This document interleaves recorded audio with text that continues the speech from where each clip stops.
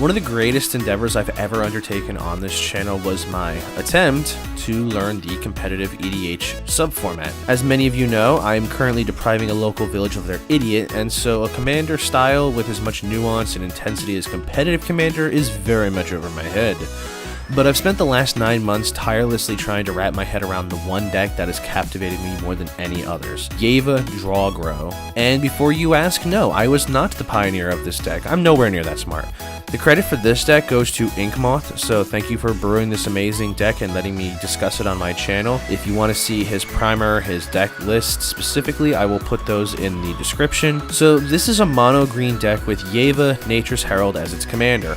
As the name implies, it's a green-aligned variant of another deck called Drawgo, which is in blue.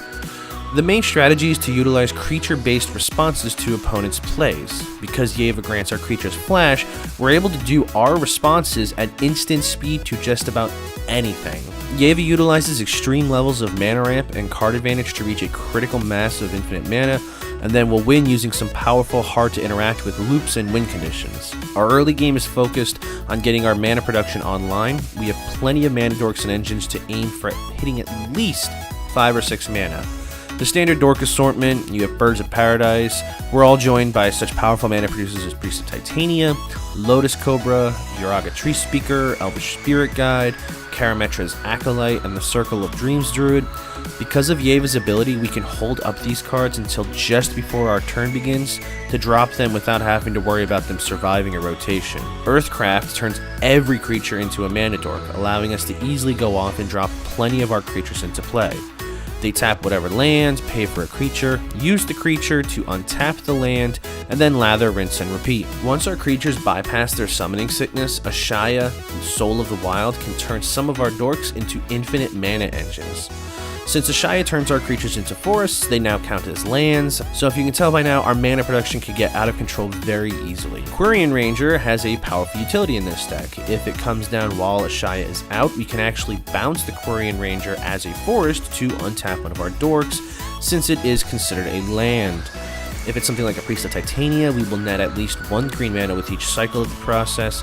We then recast the Ranger, use it to untap the Priest, and then we can add infinite mana that way. We have a few card draw engines. Some are pretty tailor-made for this deck. Duskwatch Recruiter, while not technically card draw, is card selection, and so if you have infinite mana, you can literally pick up your entire library's worth of creatures. Heartwitch Storyteller is Mystic Remora, but on a symmetrical green stick.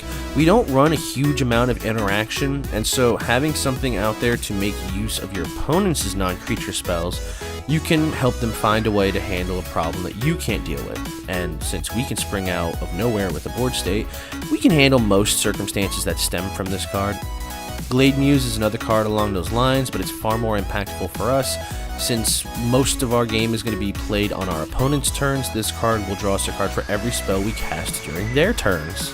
Beast Whisperer is potent, and it'll only benefit us. There's not really much to say here. We do run 41 creatures, many of which will be recast multiple times. It's a shoo-in. Regal Force is a good jolt to our card advantage should we run low on steam, and can often run us into our other engines. Now, to hinder our opponent and keep them off tempo and off their game plan, we do run some stacks pieces. These cards are among the earlier cards we'll be playing as we set up to go off.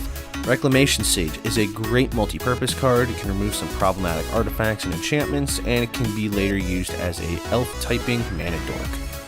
Manglehorn is a great response to cards like Dockside Extortionist, and it slows down artifact-heavy openers. Collector Oof falls along the same lines, and considering our deck isn't super reliant on artifacts for activated abilities, we're pretty unharmed by dropping this into play. The same goes for Null Rod. Since our deck is so heavily creature-based, Thorn of Amethyst is incredible at slowing our opponents down, especially considering we're in green and we can't run Thalia. We run both Veil of Summer and Autumn's Veil, both which will protect our cards from blue and black cards, both of which are frequent flyers in the current cEDH meta. And to go even further, Allosaurus Shepherd gives our entire deck an uncounterable edge. Destiny Spinner is a 2-drop variant that does about the same thing. It also can give our lands haste and trample, which will come into relevance later. Force of Vigor is clean and free spot removal of up to 2 problematic cards. Since Thassa's Oracle is such a popular card in the meta, Endurance is a phenomenal card to tech in. It has flash, so even if we don't have Yeva in play, we are still able to respond to an opponent's Thassa's trigger. One thing to note is this deck can and will make extensive use of the stack. Your opponent can technically respond to our plays, but because Yeva gives our creatures flash, they can be used to respond to opponent's interaction, unless the rare exception that interaction is split second. In essence, we can ignore most of what our opponent is trying to do and just keep going. This sort of resilience to opponent plays even extends to win cons. Yes, our deck has the capacity to win at instant speed on the stack, and even in response to opponent win cons. We have some combos that can help set us up to win at instant speed. The aforementioned Ashaya comes into relevance quite frequently here, as it turns our creatures into lands, and so cards that care about lands or untap lands will help us out. We can also use Destiny Spinner to give our lands haste to expedite this. The Quirion Ranger also lets us untap our dorks for infinite mana while Ashaya is out, and we can run Scrib Ranger for additional redundancy. Wirewood Symbiote lets you untap, but also helps us circumvent spot removal by letting us bounce some of those elves. Temur Sabertooth can help bounce these cards as well, resetting the once per turn clause a lot of them have. Kogla, the Titan Ape, is another infinite combo once we get our mana online like the Sabertooth, but with a bit more of a narrow support piece. We can only use Hydrax Tower Scout with him, but we can drop the Scout, untap a mana dork, use 2 of the mana that dork produces, hopefully netting us extra mana, to bounce the Scout, and then repeat. If you have infinite mana at your disposal, you can also bounce Kogla to recast it using the Sabertooth, and repeat until its ability has fought and destroyed all of our opponent's creatures. We can also use the Ulvenwald Tracker along with the infinite untap engines to clear the table. Why do we want to clear the table? The Shaman of Forgotten Ways. This is our main line to victory. If your opponent has 0 creatures in play, this card will threaten them with an instant loss, and given how we can play this at instant speed, give it haste, and go infinite with mana, we can easily sneak this victory in. In the event that the Shaman gets taken out, we do run Recursion like Noxious Revival, Eternal Witness, but if we have no access to the Shaman, like it's been exiled, we can pivot to a mill strategy. It's critical to have Allosaurus Shepherd and one of our Veils active to ensure this line goes off without any issues. Our 2 mill cards are Miko Koro, Center of the Sea, and the Gyre Sanitarium. We can obviously untap these 2 infinitely using Argothian Elber, Arbor Elf, Yavimaya, animating it with the Destiny Spinner. So we have the capacity for infinite creatures and land untaps, so this is a pretty easily achieved plan B.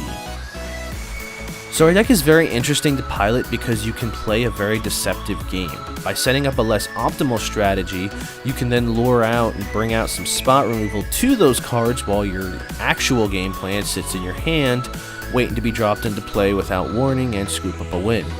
We play very reactively because of the ability that Yeva grants, and so we don't even have to commit much to a board state until we're ready to go off. This playstyle circumvents Summoning Sickness, so our game plan can actually blossom pretty quickly once we can go off. If you're a fan of playing during your opponent's turns, if you like that sort of reactive play, if you enjoy resilient combos and win cons, I definitely would recommend giving this deck a chance. If you want to look at the full deck list, feel free to check out the link in the description.